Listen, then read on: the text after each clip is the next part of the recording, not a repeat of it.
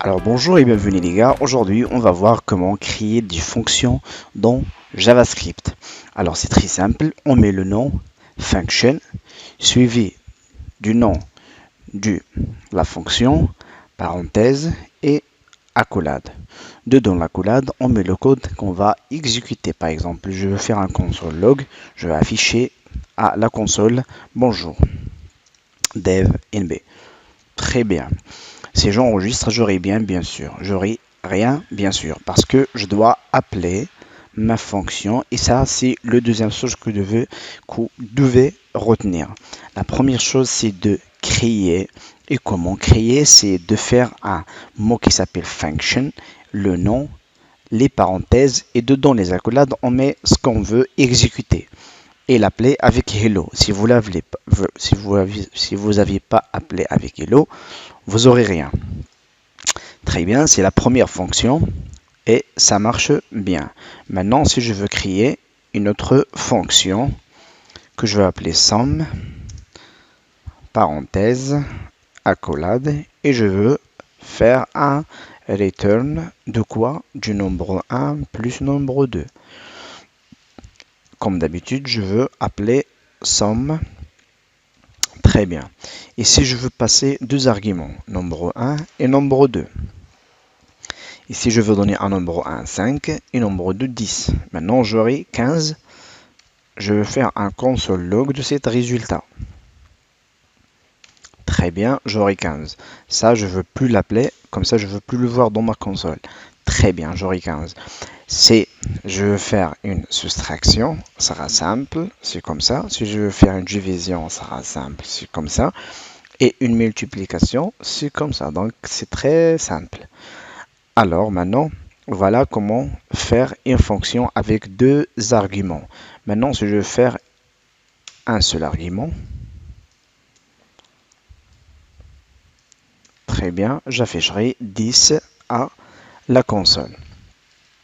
Alors maintenant, voyons voir comment créer des fonctions fléchées, des arrow functions.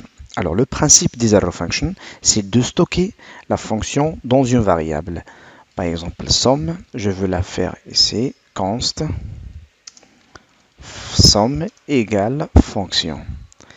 Et toujours marche de la même manière. Si je prends hello et je fais const hello égale, bien sûr je dois appeler hello, j'enregistre et j'ai toujours ma console. C'est déjà bien. Alors maintenant, on va y aller un peu en plus. On va enlever le mot function qui a été remplacé avec un égal et le signe inférieur. Supprime celui-là, faire ici un égal et le signe supérieur. J'enregistre, j'ai toujours bonjour DevMB et j'ai 10. Alors, la troisième chose, c'est ici, si j'ai par exemple rien comme paramètre, je ne peux pas enlever ces parenthèses, donc je suis obligé de le mettre. Et si j'ai par exemple seulement un argument, je peux bien enlever les parenthèses et ça marchera de la même manière comme tout à l'heure. Maintenant, c'est très bien. Si j'ai par exemple une fonction avec deux arguments, je suis obligé de mettre les parenthèses. Ici, par exemple, add. Ici, add. Voilà, donc ici, je dois les mettre entre parenthèses pour qu'ils marchent bien. Log add de 10 et 15 parce que j'ai 2. Voilà, c'est 25. Alors, donc on doit bien retenir que si j'ai rien comme argument, je dois laisser les parenthèses. Si j'ai seulement un argument, je peux enlever les parenthèses. Et si j'ai deux arguments, je dois mettre les parenthèses. Très bien. Et dans JavaScript, si seulement il y a une ligne de code qui va s'exécuter, on peut bien sûr créer tout ça dans une seule ligne. Comment?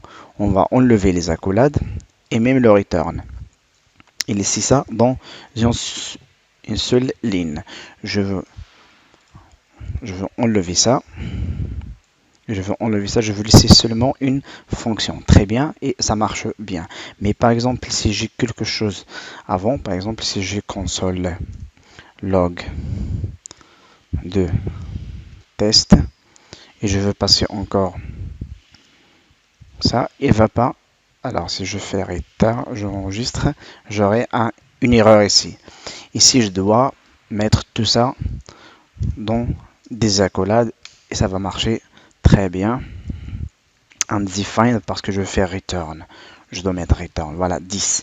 Très bien. Alors, ici, ce que je veux vous dire de le retenir dans cette phase, c'est j'ai deux lignes de code, je dois les mettre entre deux accolades.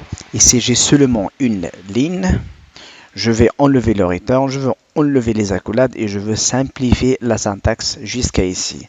Donc, voilà, c'est ça les arrow functions.